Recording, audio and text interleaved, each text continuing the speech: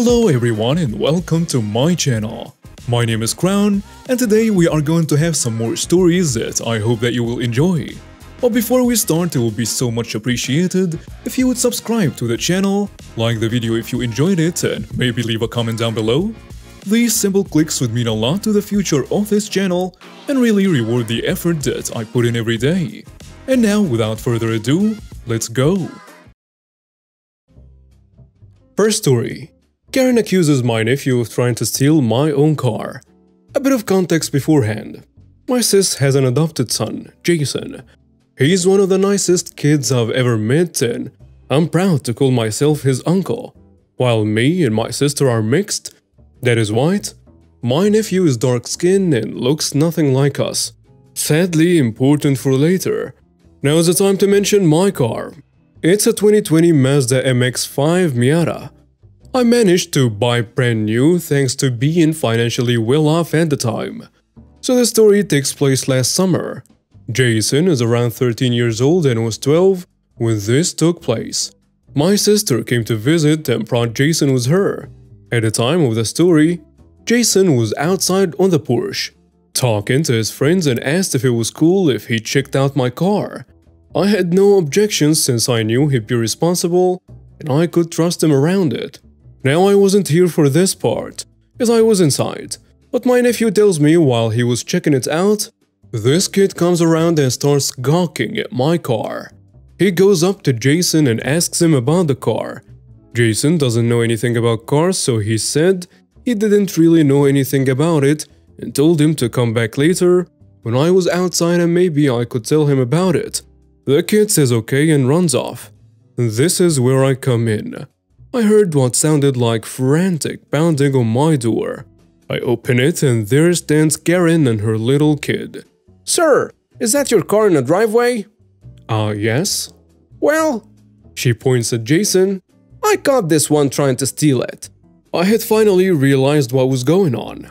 Oh no, ma'am, I think you misunderstand. That's my nephew. He was just checking my car out.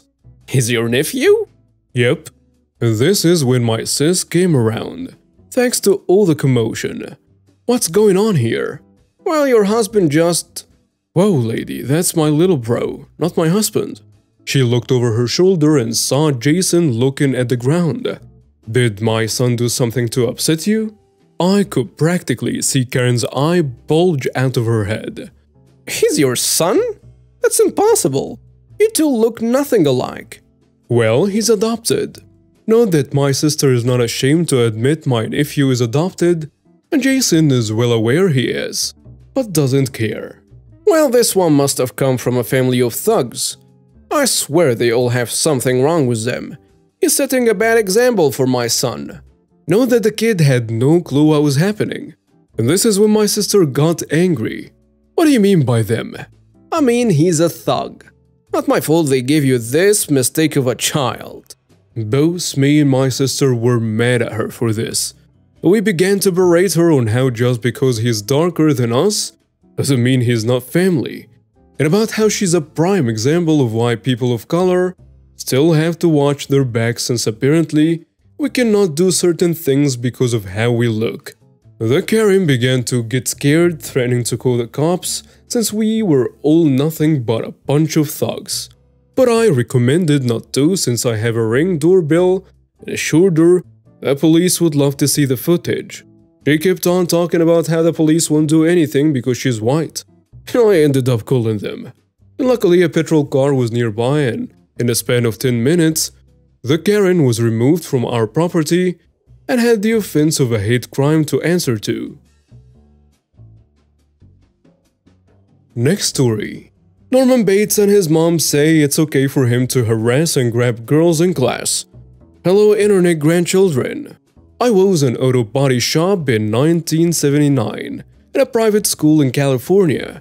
First, I loved my job, and working with 9th to 12th graders teaching them automotive repair truly was a highlight in my life after I retired from Ford. Now I had about 90 kids, spread about over 6 periods this year. 11 were girls. Norman was in my 5th period with 2 girls. Now Norman was in the FLDS church. which basically meant that women for the most part are basically property. He was 14 and acted like he walked on water, and thought that people should just fall at his feet.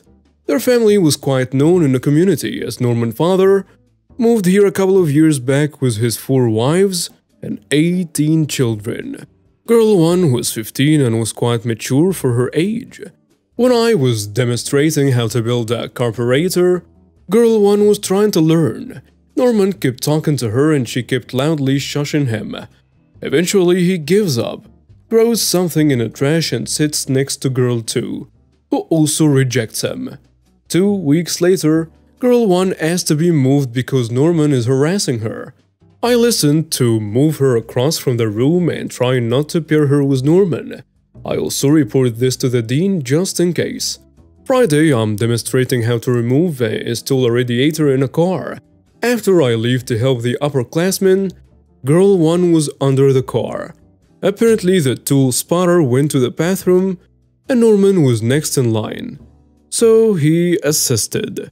He gave her a socket wrench for the skid plate and, well, he touched her. And he stated, "Your feet smells like cocoa butter." And she, of course, screams, "Help, Mr. X!" I run over there and Girl 1 is beating up Norman and he has a bloody nose. She told me what happened, so I asked the seniors to assist the freshmen/sophomores while I walk them both down to the office. Girl 1 tells the dean what happened and calls in my students over the next 2 days to confirm the story. Everything gets verified and Norman gets expelled. After he was gone, his mom barged in the class and said to Girl 1, "Why did you do this to my son? My son loves you. You don't have to be afraid of my son. He has a gentle touch." She then recites the Book of Mormon about man and marriage, word of law or something.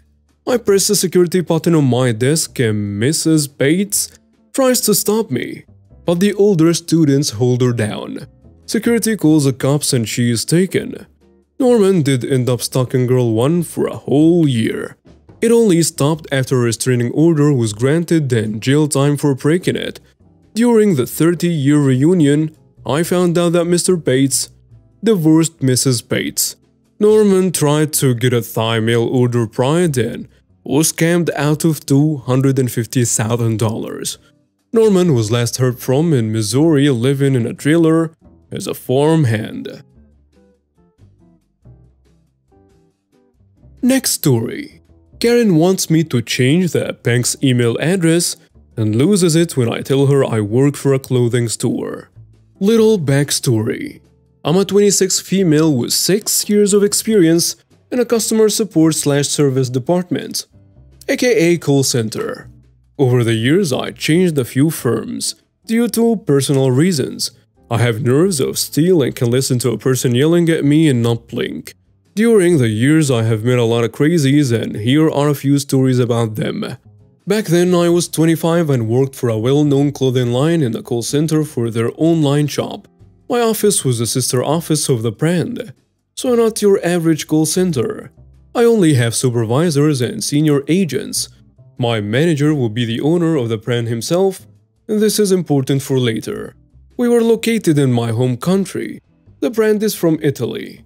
So a neighboring country, I worked for the German language branch. We were instructed to say that we are in Italy. Many Germans refuse to speak with anybody who isn't from Germany. Not everyone is like that, but most sadly are. And I apologize if I have offended anyone. And telling them that we are in Italy saved us 70% of the time. A necessary white lie, as there are call centers all around Europe which employ only the best. Yet that doesn't matter if we are not born and raised in the country of the language we are working in. One day this Karen called and asked why the confirmation of the purchase came from an, to her, unknown email address and not the regular one. The explanation we got from the bank: the online bank changed the email address, and for all the other information to contact their customer service. This usually shuts people up, but boy does it not to her. What? Why did they change it? I don't know, ma'am, I don't. Is this a scam? I want my money back, or I'm going to call the police. Ma'am, for that you will have to call the customer service of the bank. I have. I tell her stupidly. What have they said? Are you stupid? Change the email address and give me back my money. Now I realize what's happening and try to explain to her that I am not the bank. Ma'am, you have called the clothing brand online shop. Yeah, so? You need to contact the bank. I am not the bank. I work for the clothing brand. Not the bank. Please contact them. The Karen, being a Karen, did not take the explanation well and understood it like so. You aren't working for the bank? Scam! Thief! I will call the police. The news! My lawyer! How dare you do this to me? I'm a long-time golden member. Now our membership cards and levels have special names. So gold doesn't mean anything to us, nor does the bank have a membership card. You probably aren't even in Germany. How dare you, Balkan? In this context, it's an insult. And probably at least half of the Europeans here will understand it. How dare you, Balkan trash, do this to me? I'm in Italy, ma'am. Where this brand is from. Now please calm down and call the online bank. We cannot help you. No, you scamming little witch. Give me your manager. I almost started laughing. Of course, I will transfer you right away. And with that I hung up. My supervisor asked me what happened and gave me a pat on the shoulder after hearing my crazy tale, saying that I should have hung up sooner. She then took the information about that Karen and put her on the banned callers list, as we do not let people talk like that to us. Next story. Want to try to embarrass me in front of my clients? You brought this on yourself then. So, I'm a travel agent and have a nice little office where my clients come to meet us or book travel. One of my clients, we will call her Kay, has had issues with everything we have done for her. She booked a trip that was cancelled due to COVID lockdowns in April 2020. Most places were closed and she was inflexible about the destination, so we couldn't do much and finally offered to refund her the full amount, therefore making no money despite putting in hours of effort. Kay has decided that she wants us to give her a free trip because it's our fault she couldn't go on her original trip. Again, COVID-19, lockdowns, government regulations. So every week she makes one visit to our office to harass us into getting something for free. It never works. But she has been doing this since we issued her a refund. Last week I was talking to a couple of new potential clients in my office and Kay came in. Our waiting area is centrally located and all our cabins are around the waiting area. She saw me busy and started knocking on my door constantly. I had no option but to excuse myself and open the door to tell her to please take a seat as I'm with other clients. And she wouldn't have it and demanded I speak to her about the trip that I cancelled and ruined for her. Now this obviously concerns my new clients. I can see them ready to get up. I decided that I've had enough of her. I looked to my new clients and say, would it be okay if Kay stepped in and I gave her a couple of minutes? Y'all are comfortable, so you don't need to move. She can use the other chair there. New clients shrug because let's be honest, it's a weird situation.